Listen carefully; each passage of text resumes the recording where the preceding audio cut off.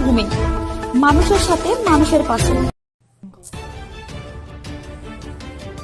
গলায় ফাঁস লাগিয়ে আত্মহত্যা করল এক নাবালক।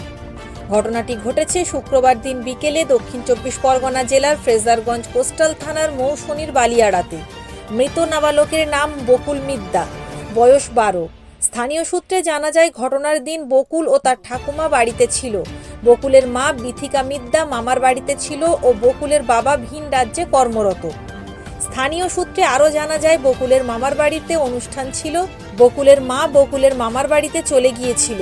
বকুল তার মামার বাড়িতে যাওয়ার ইচ্ছে প্রকাশ করেছিল, কিন্তু তাকে যেতে বারণ করা হয়। তারই অবসাদে আত্মহত্যা বলে অনুমান স্থানীয়দের। ঘটনার দিন বকুল খেয়ে দিয়ে ঘুমোতে যায়।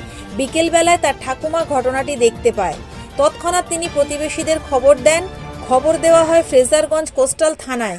ফ্রেজারগঞ্জ কোস্টাল থানার পুলিশ পৌঁছে দেহটি উদ্ধার করে ময়না তদন্তের জন্য কাকদ্বীপ সুপার স্পেশালিটি হাসপাতালে পাঠায়।